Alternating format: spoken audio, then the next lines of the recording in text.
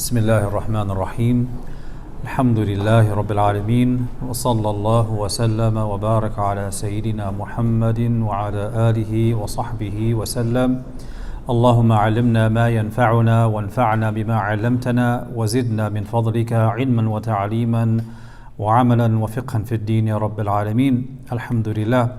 So tonight's lesson is not so much a lesson as it is a review. So we might not go all the way until Isha. We just want to review most of what we covered in Module 4 concerning Tahara. And before we do that, just a couple of things I wanted to mention to go backwards a little bit and see where we've come from. We began this program, I think it's now over 6 months now, isn't it? It's been a while. Time flies. Because we began with discussing the importance of learning our Fard Ain and the danger of ignorance regarding the Fard Ain. And then we talked about the Fard Ain in terms of belief, the Aqidah. And for many of you, that was the first time learning Aqidah in that particular format, with that particular structure. And then after that, Module 1, Aqidah 101, we then discussed in Module 2 the transmission of Islam. And that covered a variety of topics, but the main purpose behind Module 2 was to understand how Islam works as a legal tradition. What is law? How do we determine law? How do we follow qualified scholarship? What are the conditions of such scholarship? And so on. And that was kind of a bridge between Aqidah and the actual Fiqh. The Usul al-Fiqh being a bridge between the two. And then, of course, we were right on the cusp of Ramadan, so we began Module 3 with the Fiqh of fasting. Is that the ordinary order of things? No. The order of things, if we follow it properly, we would have started with this module, the module concerning Tahara. But we did fasting because it's very short. And after that, alhamdulillah, we had Ramadan and we came back for this module, Module 4, on Tahara. And Tahara is actually a somewhat lengthy bab in the books of fiqh because there's a lot of different issues covered. As you see, I think this is the 5th session, so, or is it the 6th session? I don't remember. But in this module, we covered a variety of issues. So between starting 6 months ago covering Aqidah to Module 4, the Fiqh of Purification, I want to commend all of you because the level of attendance and consistency and energy and focus for this program has been unlike any other we've had here before, alhamdulillah. And that's because, and I believe it's because it touches on the fundamental things that we all have to know and practice. And it doesn't make sense to talk about extracurricular aspects of Islam when we haven't mastered the foundations. And as we mentioned in the very beginning of this program, once you have studied your Fard Ain, you can let out a big sigh of relief. You can say, Alhamdulillah, I have covered all the bases of what I need to know. And if there arises anything I don't know, I know what to do. I know who to go to. And I know the qualities of those people who can answer those questions that may arise. So what we want to do tonight, inshallah, is just review what we covered in Module 4 on Tahara from beginning to end. Not repeating everything verbatim, but just touching on each topic one by one as a bit of classroom review where I ask you questions and you give me answers, and it's the chance to seek clarification or ask follow-up questions or to give more detail where detail is needed. And we work our way through the material. And after this, inshallah, I will send out the test. And you'll notice that for Module 3, I didn't give a test. Because it was very technical. It was more important for you to simply understand the concepts than to be able to repeat them. And I didn't test for, that was number 2 actually. Number 3 was fasting.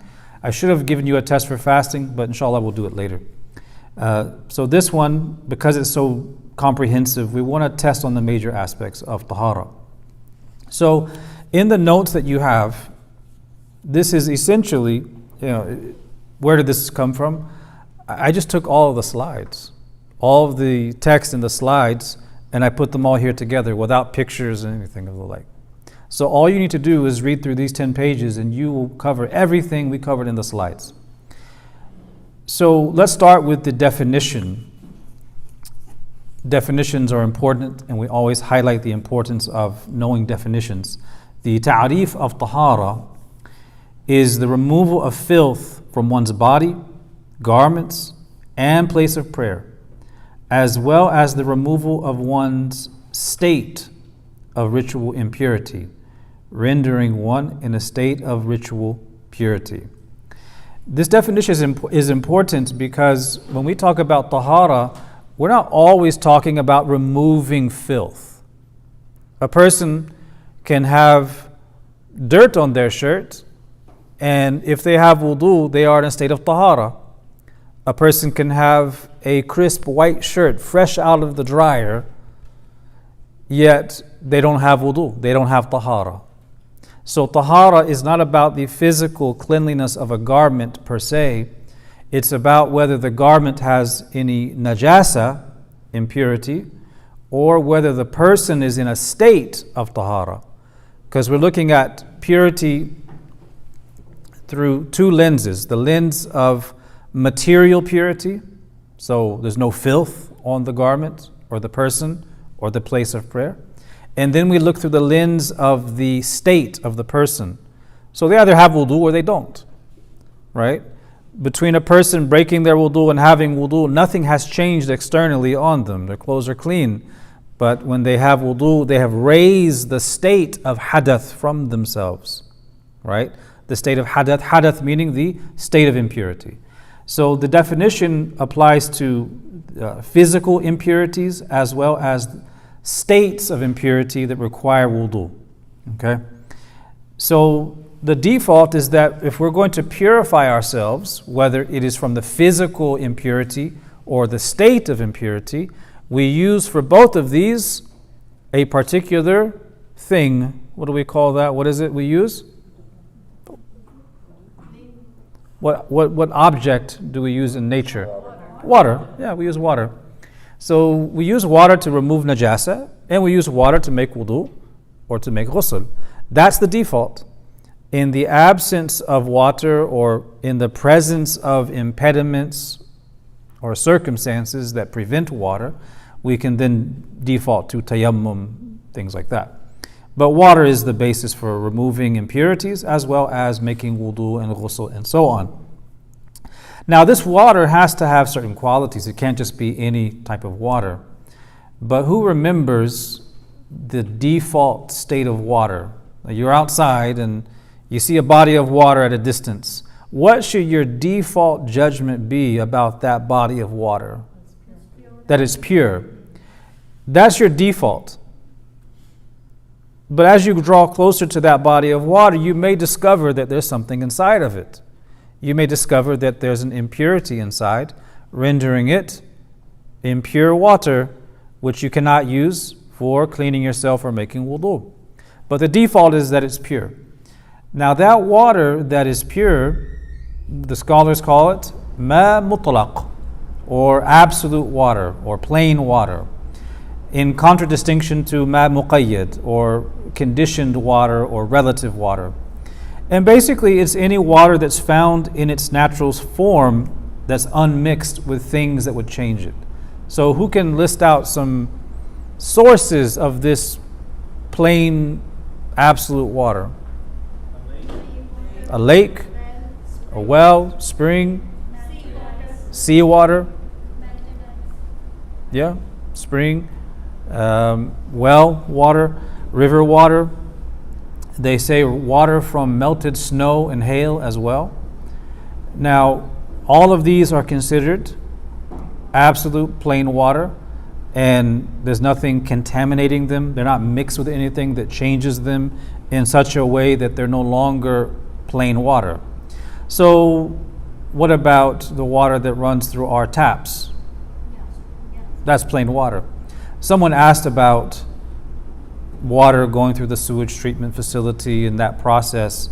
None of that is going to affect the ruling on the water that comes through the tap, because it's been purified and cleansed to such a degree that it is restored, whatever it went through, it is restored to its status of being plain water. So we don't need to really go too deep into that. You turn on the faucet, it's plain water. You wouldn't say it's tea, you wouldn't say it's orange juice, you wouldn't say it's coffee, and there's no change to it where it's no longer called water. So, and there's no impurities in it, right, affecting the taste, smell, or color. So that would be pure and purifying. Now this water, we make sure to mention that plain water is both pure and purifying. It has both qualities. It's pure in itself, and you can use it to purify yourself. If the water is mixed and still pure, can you use it for wudu? No. What would be an example of that kind of water? Right, so water that you use to cook lentils with, after you've removed the lentils, it's this cloudy, it has some viscosity to it, it's a thicker kind of water. This is still water, but you can't use it for wudu. Not that you would, but you couldn't if you wanted to, because although it's pure, it has changed to such a degree that it's no longer purifying. So it's tahir in itself, because a thing is either going to be tahir or najis. It has to be one or the other, but you can't use it for wudu, right? Now, could you use that for other purposes? Yes. If a person didn't have water except for that, and they needed to use it to remove an impurity, as long as it has the flowing nature, you can use it, just like you could use vinegar to remove najasa. Okay. And now impure water, we talked about this, but before I go forward, you had a question. Yeah, ocean. What about ocean water? Would you make it? Yes. Yeah. There's salt in that water, isn't there? But that doesn't affect it being ma mutlaq, plain water. Yeah. So this is basically water remains in its natural form. That's its natural form. Okay, so it's very unlikely that any of us will encounter the problem of wanting to make wudu with water that is contaminated and impure. But you never know. And we learn a lot of these things for scenarios that we don't live day in and day out, but which might arise. And these kinds of things you may forget about. That's why it's good to review this every 6 months to a year. Our teachers say that you should review this Fard Ayn Fiqh at least once every 6 months. Just go through the notes, revise what you learned to refresh your memory concerning these things. So we talked about impure water and pure, or what are the limits of that? And we gave an example of an animal dying and falling into a body of water. What is, at what size body of water would that water be contaminated and considered impure if an animal died and fell into it? Right, so they use this term dhira'a, or a cubit, which is from the fingertip to the elbow. So 10 by 10 squared, you have that body of water. I haven't worked out the exact measurement in meters, but it's out there. If you were in a body of water that size and you saw impurities in it, you can't use that water. If it's larger than 10 by 10, then of course you could go to the other side. You wouldn't want to be making wudu next to the carcass, obviously. But you could go to the other side, and it's large enough to where the rest of the water is not contaminated. But if it's less than that, this is considered a small amount that in which the entire thing is considered contaminated by najasa. Okay, what about, here's some random questions. What if you're walking in the jungle and you cut down a vine and water comes out of it? Can you use that water for wudu? Yes. If it's called water, it's water. Yeah. It's pure, but you can't use it, right? You can't use it. So if you're walking through the jungle and you see those vines, just hit it with the machete in this water, you could drink it, it's pure, but you don't use it for wudu. What about fruit juice? No. What about sparkling water? Perrier, a wudu Perrier with Perrier? You could, technically, yeah. Even if there's a slight change, it's not so much that it changes the essence. What about wudu with cold tea? Why not? Yeah, the nature of the water has been changed. You don't call it water. If you have a cup of water and a cup of tea, and I say, get me that cup of water, you would never reach for the tea. You would reach for the water because you don't call the tea water, even though it's made of water. Same thing with coffee, because the essence has changed by introducing the tea leaves or the coffee beans. All right, what about milk? Can you make wudu with milk? No, you wouldn't, because the color has changed, the taste has changed. You don't call it water, even though in its substance it originates from water mixed with whatever milk is made of, does a body good. So, but you don't make wudu with it. All right. We talked about the kinds of water that get mixed with liquids or solids. So these are examples of liquids like coffee and tea. What about a big puddle that's filled with dry leaves and twigs, and it's even a little brown? Can you make wudu with that water? Pure. No, this one was a little tricky. Some people were curious about it. Is that really possible? And we wanted to make a distinction between mud as such, this thick mud, which is like clean, and muddy water or a mud puddle that's just water discolored by the dust and dirt and the sediment, the twigs and the leaves and so on. That water is pure, even though it has things added to it. Those things added to it are pure.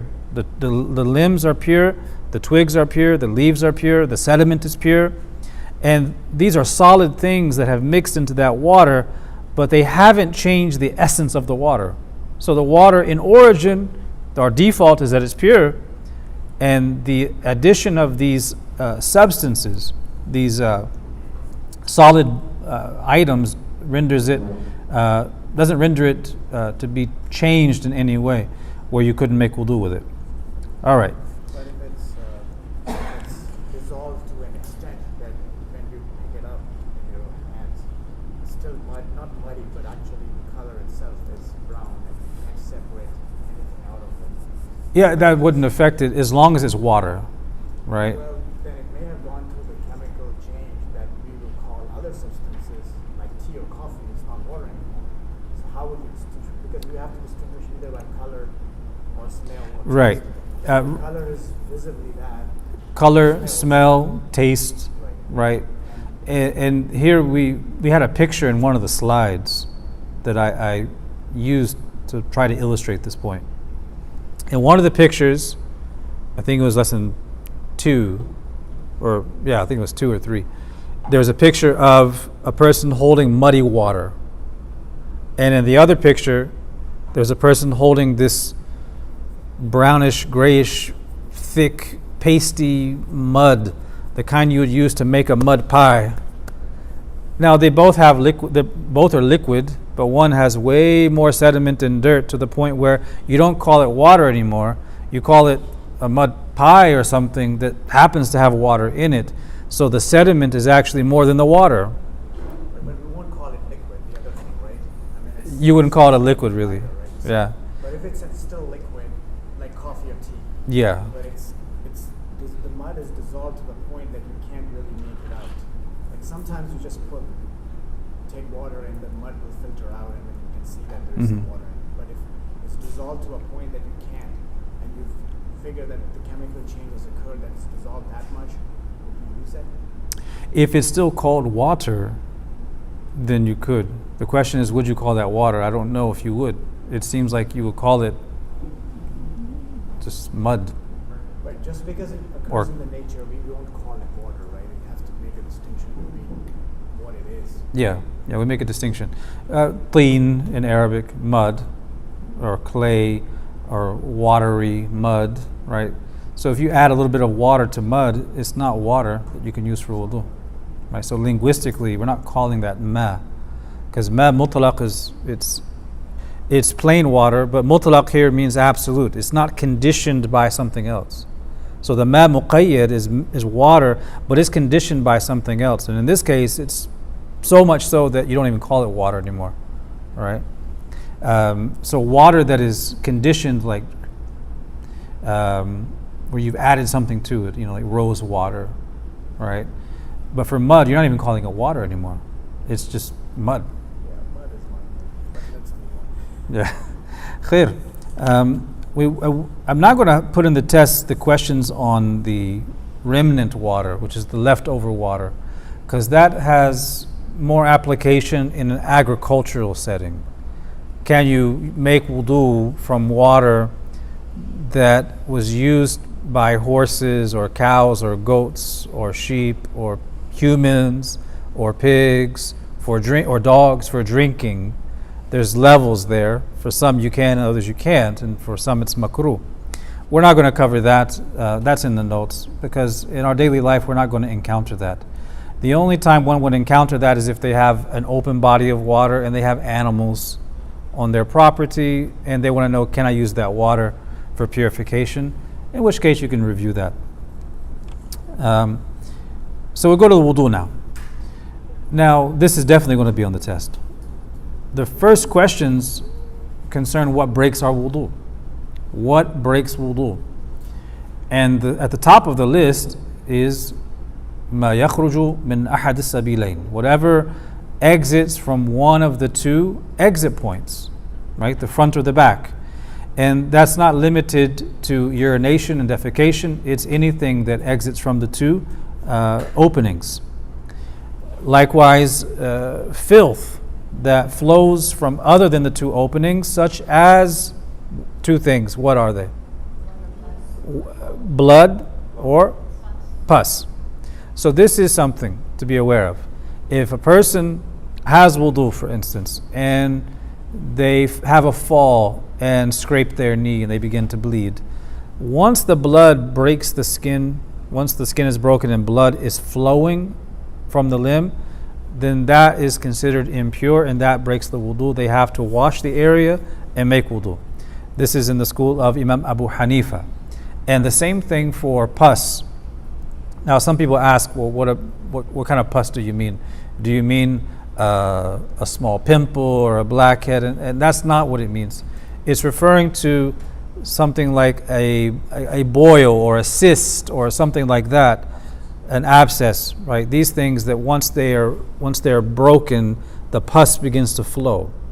Once that occurs, that is considered najasa. That also breaks wudu. So we have to be aware of these two things. What about bleeding in the gums? We covered that in the fiqh of fasting. What happens if you swallow it? But does bleeding in your gums break your wudu? What if you made wudu in the morning and you brush your teeth and you have bleeding gums? Does that break your wudu? Yes. Here we look not just at the presence of blood, no matter how small. We look at the ratio of blood to saliva. If there is more blood to saliva in that ratio, then this breaks your wudu. You clean your mouth, you make wudu again. If it's mild bleeding between the gums when brushing one's teeth and the saliva overwhelms that, which is usually the case, then that will not break wudu. Likewise, vomiting, a mouthful or more, would break the wudu. And sleeping, not all sleeping. What kind of sleeping would break the wudu?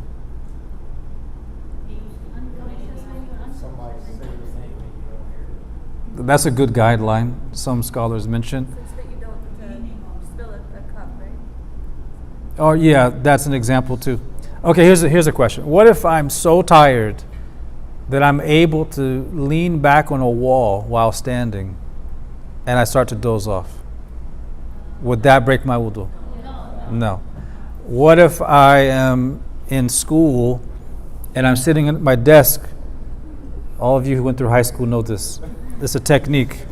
The technique is you can pretend to be awake while being asleep. You can pretend to be studying while you're sleeping. Would that break your wudu? No. Okay, what if you are sitting on the floor and you're leaning your back on the wall during Jumu'ah and you fall asleep?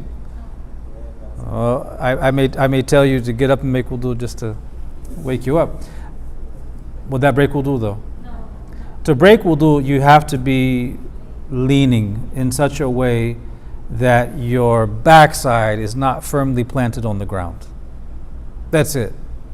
So theoretically, you could be a passenger in a car on a long road trip, falling asleep, dozing off like this, and your wudu is intact as long as you had wudu when you got in the car, right?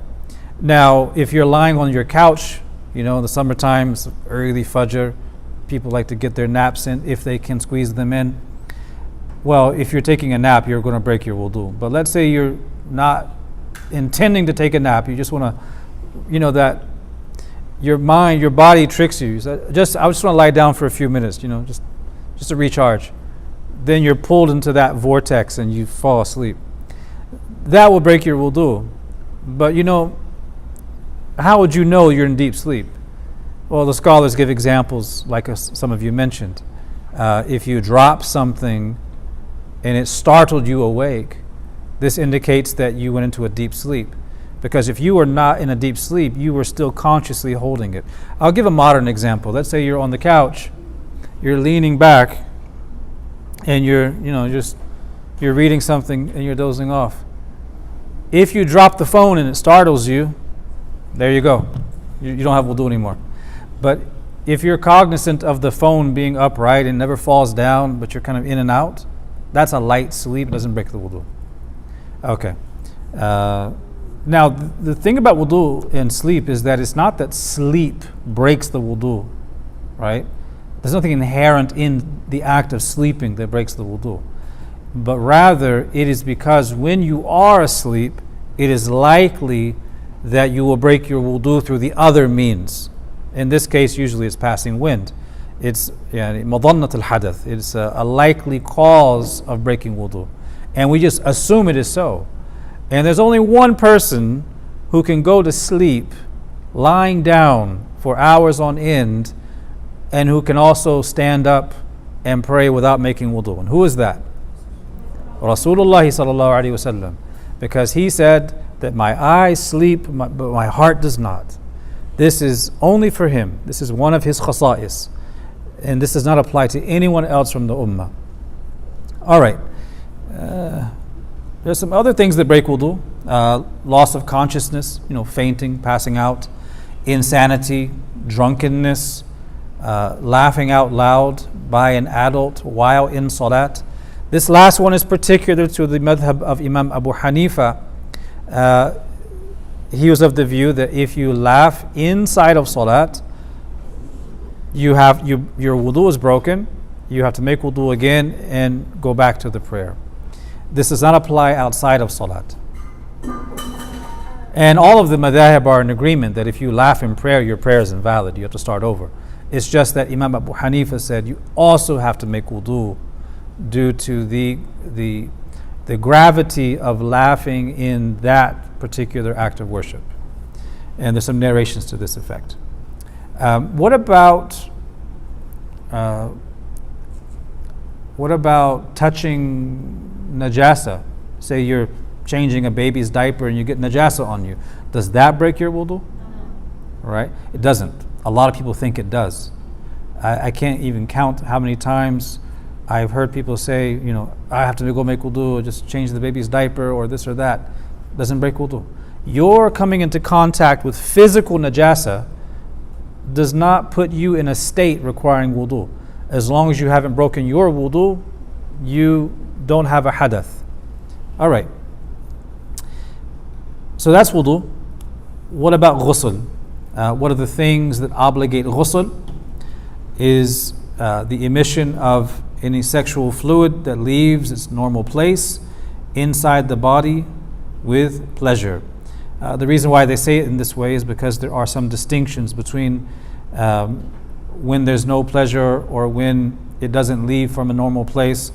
These are not really issues that we need to deal with. Those are exceptions. But basically, intercourse and the emission of fluid with or without intercourse requires the ghusl. Likewise, the ending of the hayd and nifas, menstruation and postnatal bleeding, and someone who becomes a Muslim. Right? This is something a lot of people don't realize, that when a person comes to take shahada, well, two things here. Number one, if a person expresses interest in becoming a Muslim, we do not put on them any delays. We don't procrastinate. We don't tell them to wait. We don't say, okay, come to the masjid later this week, or come, no, you need to take some time to think about it. You're not sure yet. Take some time. No, we verify they understand what Islam is, but we don't hesitate, because ar-rida bil kufri kufrun. You don't want to be satisfied with them remaining in that state of disbelief. You want them to formally enter Islam. And when they enter Islam through the shahada, they should be told to take the ghusl, because that is an obligation on them. It's actually the first obligation on them after the shahada, the first thing they need to do. Now for them, obviously as brand new Muslims, they're not going to know all of these technical terms. They're not going to know the word ghusl and this and that. So all you need to tell them is to bathe from head to toe, covering every area of the body. That's it. And that's sufficient. But that's obligatory. There are times where it's not obligatory to take the ghusl, but recommended. What are some of those days? Jum'ah, Eid, entering Ihram, entering Mecca or Medina, visiting the Prophet ﷺ, the day of Arafat. These are recommended times to take the ghusl. Yes. So after talking about the wudu and the ghusl, we go back to wudu, the obligations of wudu. And we mentioned that there's a verse in the Quran that describes the absolute bare minimum for wudu. And in that verse, Allah Ta'ala says to wash your faces and wash your hands or arms up to, meaning past the elbows, and to wash your feet up to and slightly beyond the ankles. So if a person did that bare minimum, they would have a valid wudu, even though they have omitted sunnahs that one should not omit in any normal circumstance. So you wash the face, and when we say face, we don't mean like this, right, just where your hands touch. Because yes, that's the face, and you take the wet hands and put them on the face, but the face is covering.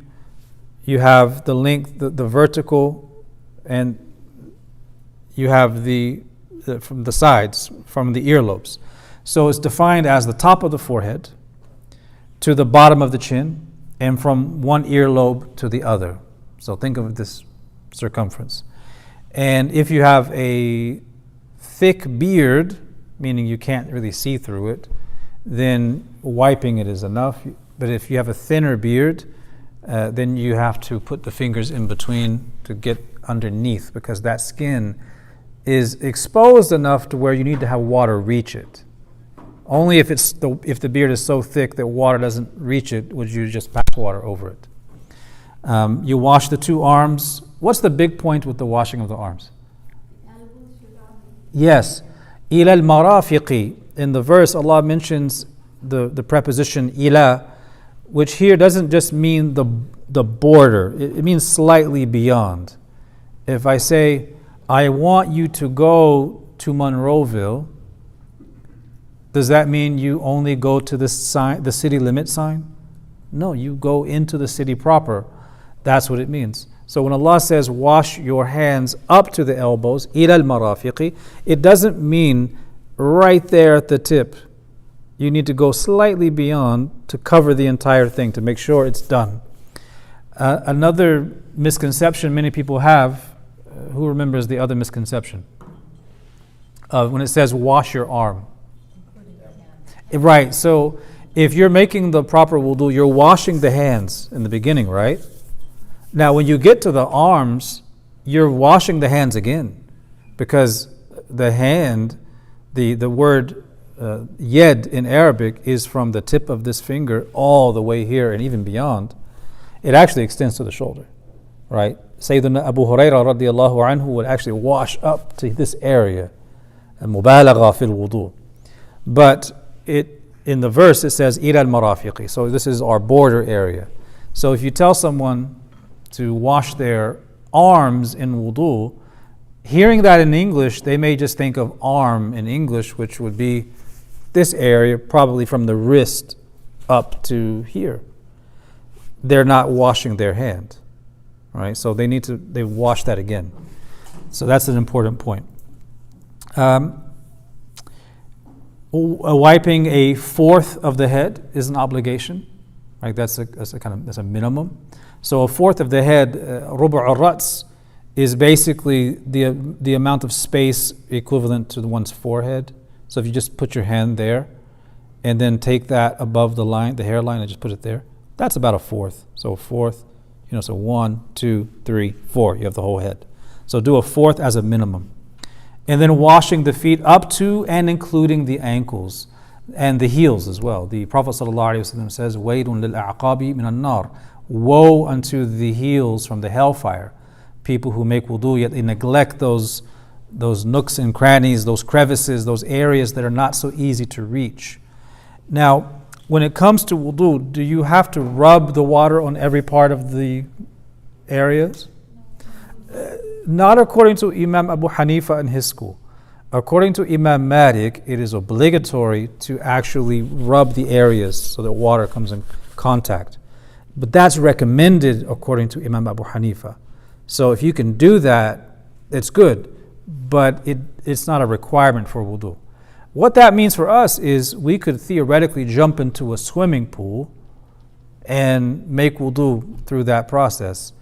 Or you could be standing at the faucet and simply run the arm underneath the faucet and have water come in contact with the limb. That would be enough. Whereas according to Imam Malik, you would need to actually use the hand or some object to make sure water is rubbed in. It's not a vigorous rubbing, it's just passing the hand over the area. So that's a bare minimum, right? Now the sunnahs, I'm going to ask in the test not to list out all of the sunnahs because there are a lot of sunnahs, but to basically list as many as you can or list a good number of them, right?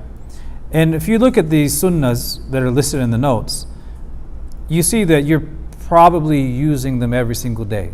You look at wudu, most people look at wudu as a single act consisting of all of these things. But in fiqh, we learn which of those things are absolute essentials, without which it's invalid, which of them are highly recommended sunnahs that, if omitted, do not ruin the wudu.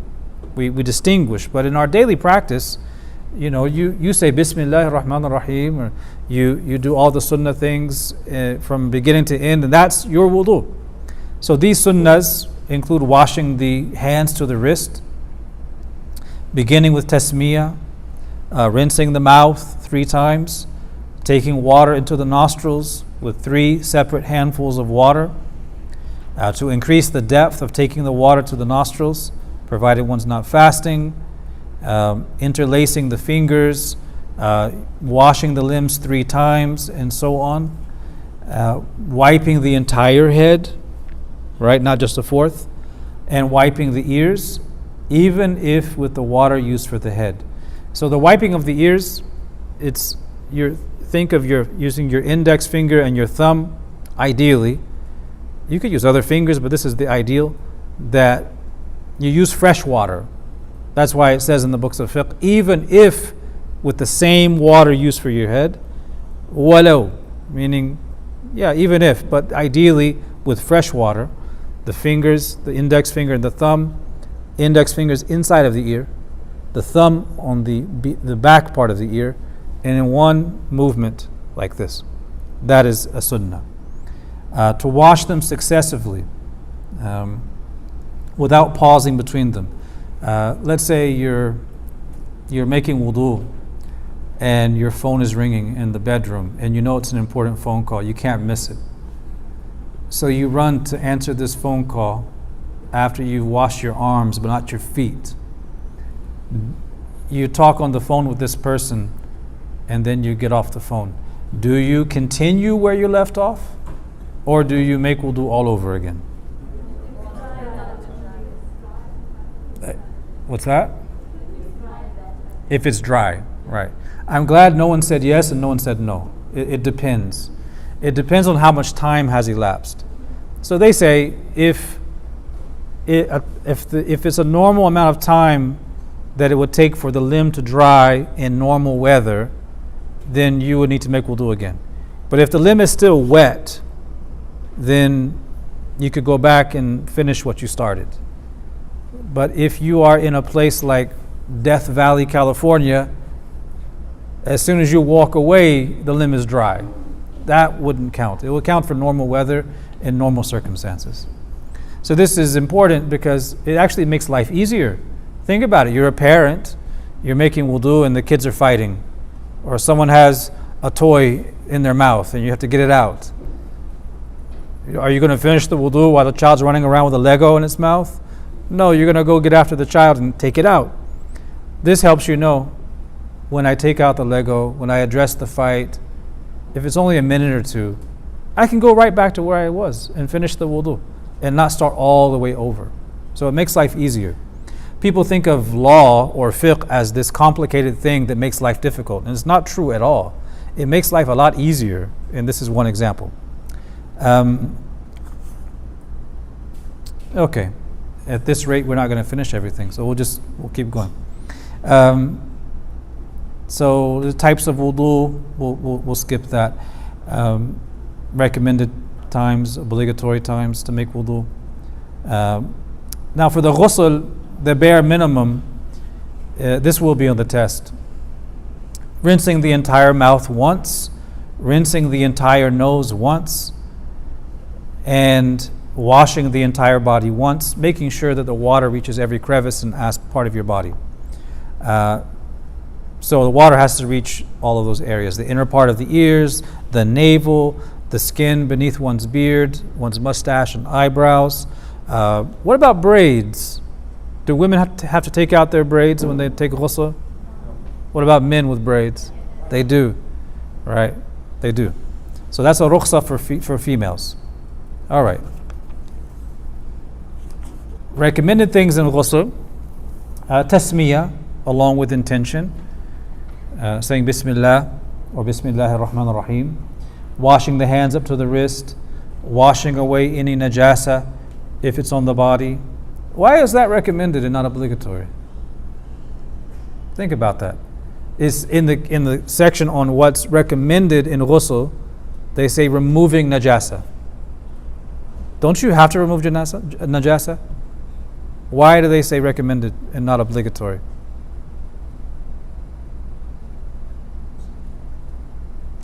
You know, the Hanafi school is very, very clever. People hear rulings and they wonder, well, why is that? When you hear the reasonings, it makes a lot of sense. Because if you're taking the ghusl and you're applying water to your body, it's going to go anyway, with or without your active removal of it. But with the active removal, you are doing an act of worship, which is izaratun najasa, by your hand, right? Whereas the water itself would wash it away with or without attempting to do it yourself. So they make that distinction. Otherwise, you have to remove najasa from your body to be able to pray. If you still had najasa on you and you washed your whole body, you have wudu, but you have najasa on you. And does najasa being on the body break wudu or ghusl? No. So again, that distinction. So, all right. Going to tayammum. Someone had asked in the Ask the Imam email, where I said people could send questions. They asked, skipping a little bit here, they asked, why is it you can make tayammum or you cannot make tayammum with things like steel, things that are malleable like steel that would melt, or things that would turn to ash like trees and wood? And the answer is that Allah Ta'ala in the Quran has allowed for us to make tayammum when the reasons are present allowing us to do it. And that tayammum is with what exactly? What does Allah describe in the Quran? Sa'idan tayyiba, which means pure earth. So pure earth is what you can use for tayammum. So there is a distinction between what is in the earth and what is of the earth. Steel, metal, whatever these things, whatever element it is, those things will be in the earth, but they're not of the earth. They're not sa'idan tayyiba. Same thing for trees and wood. These are growing from the earth, but they're not of the earth. It's not soil, right? So anything that counts as soil would be valid for tayammum. That includes a mud wall, or limestone, or a stone itself, because although a stone is solid, it's compressed earth. So you can use that. And you could look deeply and say, well, steel technically is coming from that, but it's not seen as of the earth as opposed to rocks, soil, sediment, and so on. Another question was, we're looking at the conditions here. I'll just put it in questions. You're camping and you ran out of water and you need to make wudu. Can you make tayammum? How far do you have to be from water to make tayammum? Right, so some scholars give it by time and they say half an hour walking distance. But the actual term is Hashimi mile, which is 1.16 miles or 1.86 kilometers, about a half hour walk. And if you're that far away from water, you can make tayammum, although you should ideally wait to see if you come across water, especially if the time just enters. You can wait a little while to see if you discover water. Extreme cold, such that you're afraid of getting sick or damaging a bodily limb if you use the water, that would allow tayammum. If the person has access to heating the water, they would need to heat the water. But if they don't have access to that, they can make tayammum. And lastly, sickness.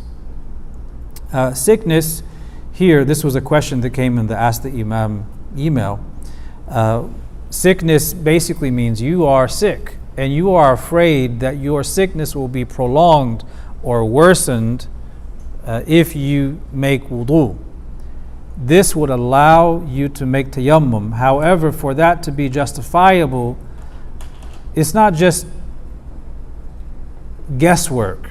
There has to be a clear sign or some past experience where you did get sicker when making tayammum, wudu. Or the last one, when you get a medical opinion from a skilled Muslim doctor who is not openly corrupt. This last one was mentioned in an email sent, I think yesterday. The listener wasn't sure what that meant, or they didn't hear it properly. What this means is, if you don't have any past experience and you're not sure, you can seek the advice of a Muslim physician. You could say, listen, I am sick with this, and I want to know if making wudu would prolong it such that I'm allowed to make tayammum instead.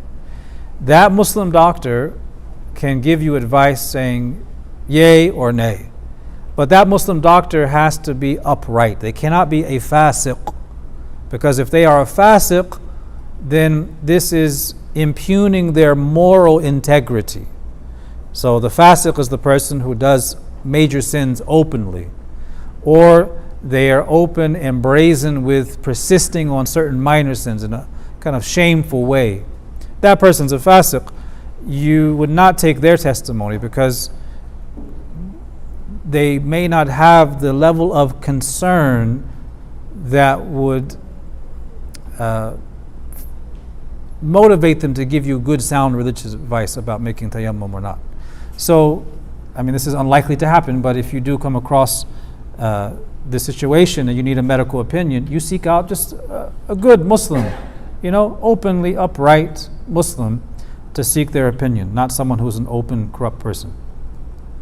A fear of thirst for oneself or a lack of means to take water out of a well and so on, these all allow for tayammum. But the most important thing after all of this is knowing how to actually do it. Who can describe the steps? Number 1 is niyat. Okay, you need a niyyah for this one. Yes, an intention. And then what?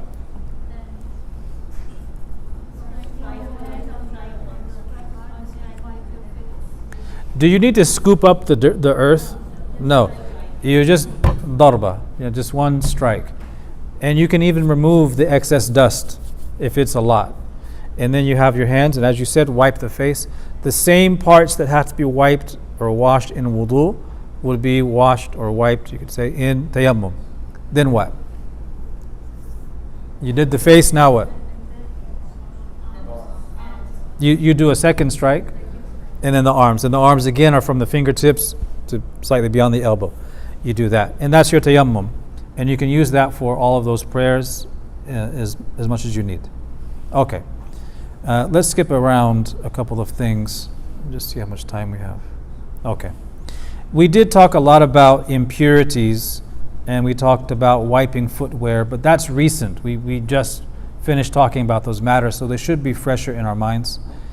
Just a couple of questions on those.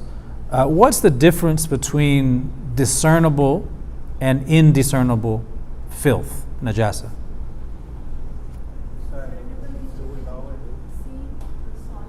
It's a solid, right? Discernible means you can see it. That's a solid najasa. So feces, blood, as opposed to indiscernible najasa. What would be indiscernible? Urine, exactly. One could say, well, the urine, if it's yellow, it's discernible. But here we mean it's a liquid that eventually dries on the garment. So in this sense, this is an important distinction. Why? How do you approach removing indiscernible najasa? What do you have to do for indiscernible? 3 times. Well, it's actually a process.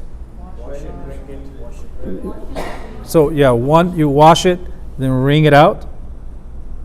That's one. You do that 3 times. Okay. What about, let's say, a blood stain? That's discernible. How do you get rid of that? Do you got to do the 3 times? Yeah. Just as long as the traces are gone, and you can use other material as well besides water to get rid of it. And this is if it's something that you can use, use by hand. You can scrape something, scrape it off, use this or that, cleaning solvent, whatever. The important point for the discernible is that you just get rid of it. Now, if some traces of this blood stain remain, but you've done all of that, it's ma'fu, it's pardonable. Okay. Let's just conclude with the menstruation and postpartum bleeding and istihada, and then we'll address any questions that may remain. This last one we covered last Friday on hayd wa nifas wa istihada. This is the most complicated one in the entire module because, as the fuqaha say, hayd and nifas and istihada are not things that you can explain by reducing them to hard and fast rules, because there's so much variation among women when it comes to these matters. There are guidelines, but there's so many variations of lived experiences that you can't give a hard and fast rule that applies to every single woman all of the time. So this is why in the more advanced works of fiqh concerning hayd wal nifas, Some of them are larger than your intermediate text in fiqh covering everything, because there's that many scenarios that they address. And we're not able to address all of those scenarios. We want to just give the basic definitions, the basic guidelines, so a person can try to better understand their own circumstance in light of the guidelines. And then if they have their own personal issue arising for which they don't have a clear answer, they can always seek answers to that specific issue. Now, menstruation and postnatal bleeding and irregular bleeding, these are three things. Now, if the bleeding is not menstruation or postpartum bleeding, the default is that it is istihada, irregular bleeding. Irregular bleeding happens, and the person who is in the state of istihada is like the person who is in a state of incontinence or dhul a'adhar, those who have excuses, meaning they purify the area and they make wudu for every salat, right?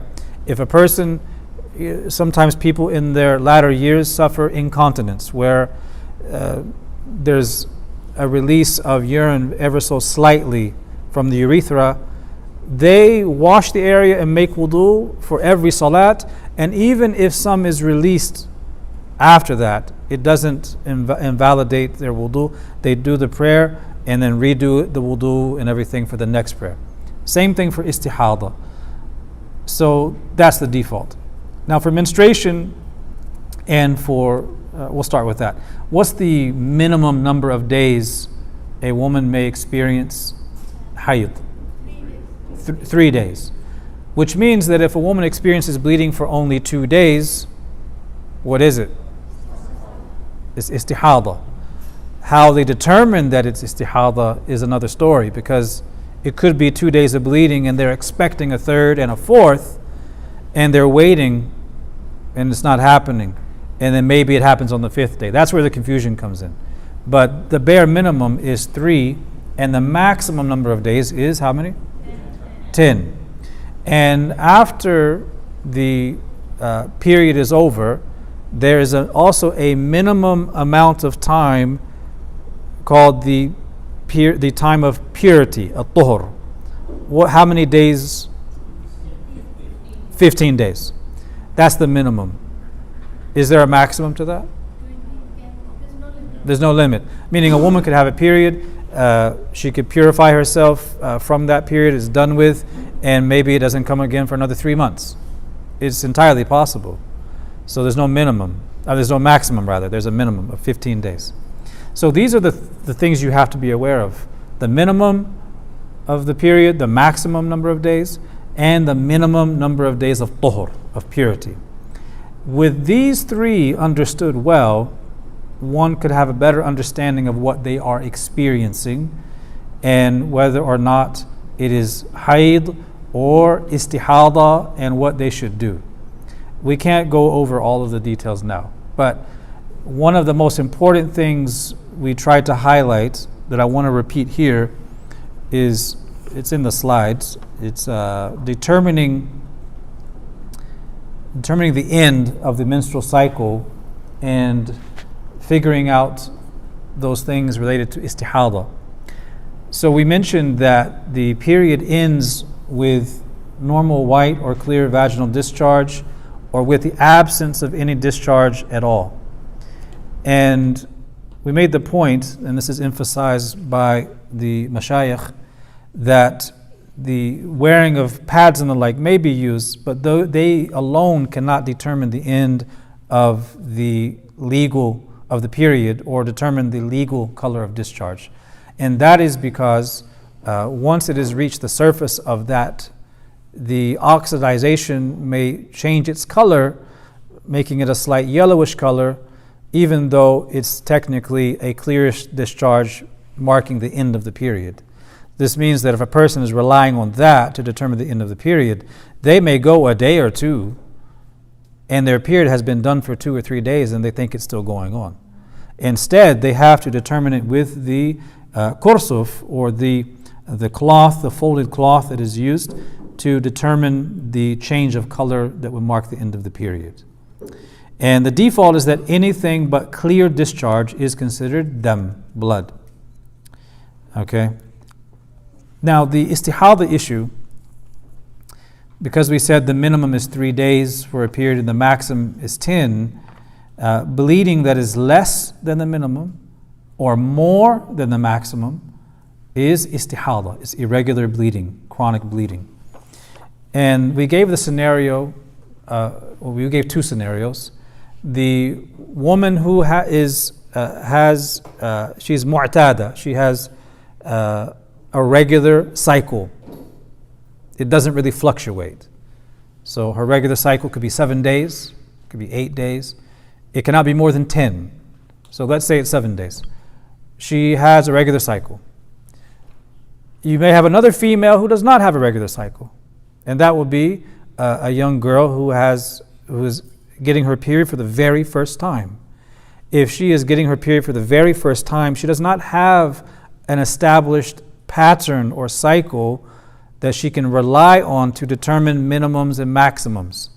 Now, for that young lady, we say that the default for her is that her cycle would be 10 days, right? But for the woman who has an established cycle, say 7 days as her norm, that is her norm by which she determines what is istihada and what is not. So if she has 7 days as her norm, and she experiences chronic bleeding up to day 10, what does she do? At day 10, let's say it ends on day 10. Well, that was the maximum time, so the whole thing is considered hayd. She makes the ghusl and resumes salat. But let's say her normal cycle is 7 days, and she experiences spotting on day 8, 9, 10, 11, 12 days. What's going on now? This is istihada because it's gone past the 10 days. Here's the important point. I want to make sure everyone understands. If it's gone past the 10 days, say to day 12, now she knows this is istihada and not hayd. So she looks back retroactively and establishes that everything beyond her ada everything beyond her normal cycle counts as istihada.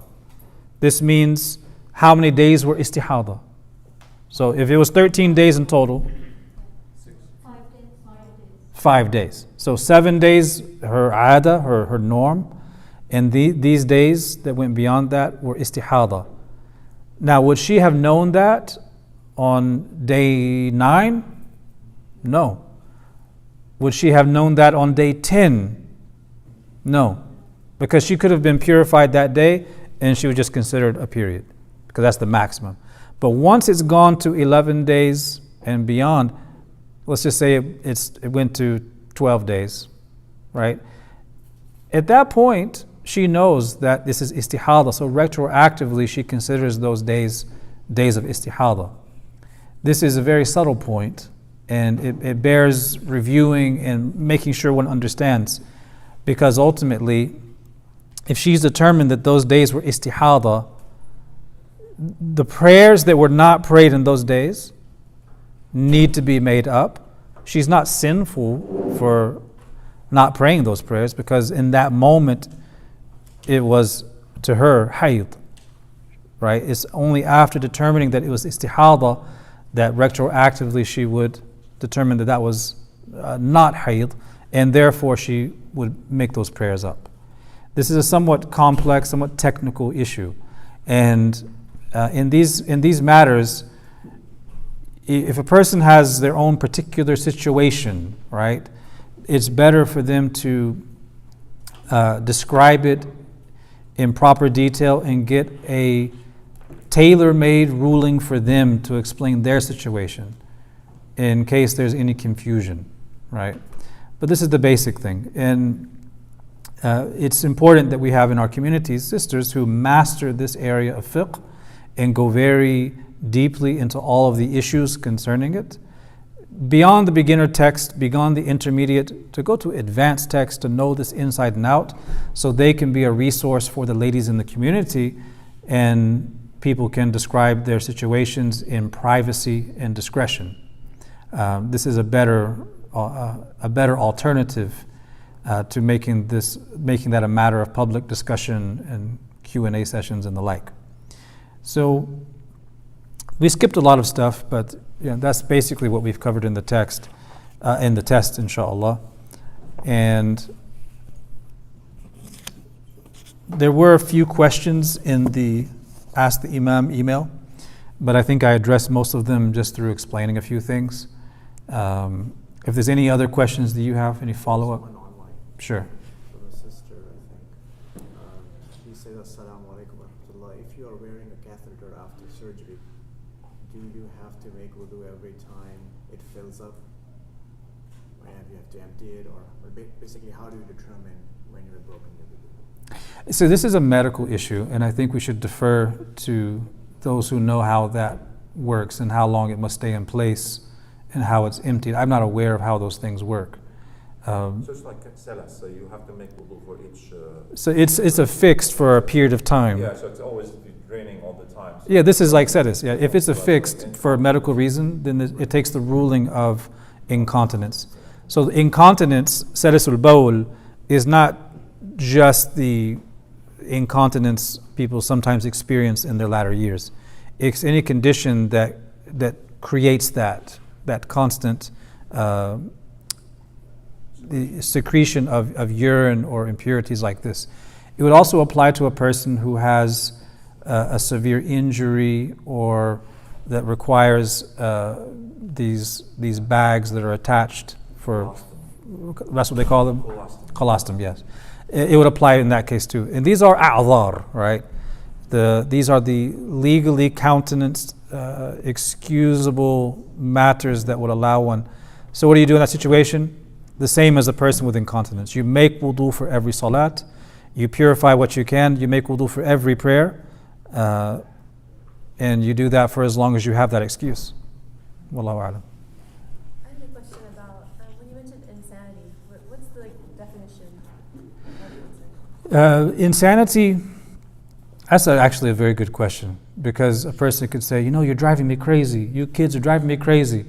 That feeling doesn't break your wudu. It's the faqdul aql, or junoon. It's where a person literally has lost their sense of reason. And that takes on different forms. Some people... I would be hesitant to say that a panic attack counts as junoon. It's literally, because you could have a panic attack and you can still reason your way around that. But the loss of reason would be the thing that breaks the wudu. The person who they could be taking medicine for schizophrenia and they stop taking the medication and they have an episode, right? This would be counted as junoon. The fuqaha, when they talk about what breaks wudu and they mention junoon, they're not describing, they're using junoon as a catch-all term for a lot of different conditions that would be described with different terms in diagnostic manuals. So I think if there's a specific question, does this episode or this mental condition break wudu or not, one should ask. But pretty much, faqdul aql, the loss of the intellect and the reasoning abilities. Think of a person who doesn't know their left from their right. For them, walking in traffic is the same as walking in an open field. There's no sense of proportion and rationality to their decisions. That would be the state of junoon that would break the wudu. I think the best example is people have like older folks who end up with infections, so they get confused, they don't know where they are, and so those are people who may be usually aware, but because of illness that happen, or at night they go for sundowning, they may become confused, they don't know where they are, they like things like... Right, it's a kind of waking loss of consciousness. Yes. Right, so faqdul hissi, right, the loss of consciousness through fainting is similar, except this is in a wakeful state. Another example, this will not be covered in a medical in a medical sense, but jinn possession would also break wudu, because the majnoon in our tradition can mean the one who has a mental issue, right, or possession. Now, 99% of the time, it's not jinn possession. We can go back to the jinn stories. Inshallah, we'll stop here. Right. So, Dementia or when people does not. yeah, that's a good question. If it goes back to that loss of awareness of the surrounding environment, consciousness, but kind of an awakeful state.